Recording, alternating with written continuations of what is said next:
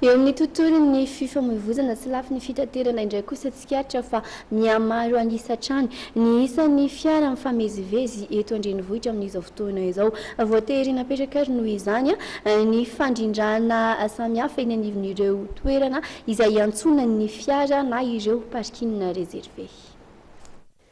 Mahakasika ireo toerana ipetrahan'ireo fiara amoron-dalana izay nahazo lalana tany amin'ny commune Antananarivo renivohitra dia efa misokatra ny fanavaozana ny vazoan-dalana ka ny 12 ny volana febroary izao ny farany hanatanterahana izany ka ny 12 May ny fandoavana ny vola.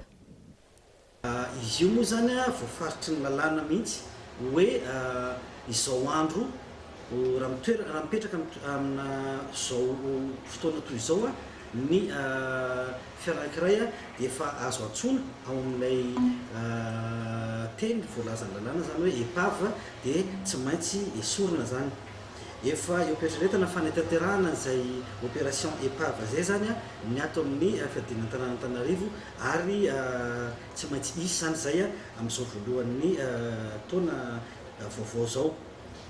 Raha ny parking privé indray no resahana izany hoe ireo mahazo toerana mahazo autorisation zany mahazo parking privé dia misokatra tokoa ny fanavaozana ny na renouvellement zany ireo parking eto amin'ny tanàna Antananarivo. Noresahan'ny tompona andraikitra avy amin'ny commune Antananarivo renivohitra ihany koa ny mahakasika ilay fanomezana ny tsy miankina hitantana ireo parking sasany toy ny tetsy alohan'ny Roxy izay efa nanaovana fanandramana.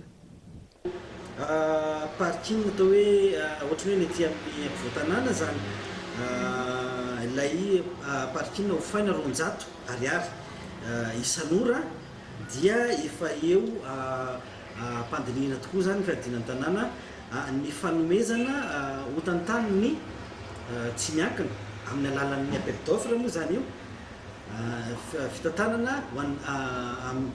ny tsy miankina zany no mitantana ireo sitana parking ireo dia pandinihana zany fepetra sy lalàna tokony apetraka zany. Mitoetra any ihany koa ny fanalana ireo fiara tsy manara-dalàna izay mipetraka amin'ireo toerana izay tsy tokony hijanonany izay arahana amin'ny polisy munisipaly. Ka mahakasika ny parking réservé dia eo amin'ny 9 ariary isan-taona ny ofany. Manodidina ny 5 na 7 isan-jato eo ny mety ho fiakarana raha misy zany saingy mbola tsy voafaritra hatreto. Ka ho an'ny taona 13 dia teo amin'ny 500 eo no nahazo lalana tamin'ny commune Antananarivo renivohitra ny fahazoan-dalana fiatsoana fiara.